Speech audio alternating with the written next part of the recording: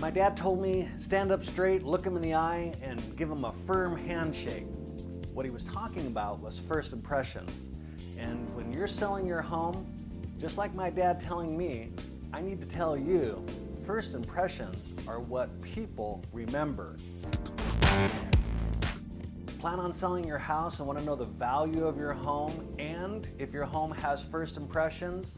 Well, that's easy. All you have to do is click the link below and I'll help you understand if your home is priced right in today's market and if your home has curb appeal. And I want to share with you one last thing about first impressions. It's the actual second impression that people remember. That second impression, that's when a buyer steps back and right before they get in their car, they glance back to take one last look at your home. That second impression is the decision they're going to make on if they're going to put an offer on your home. Make sure that the curb appeal and the first impression are the first and last thing they remember about your home.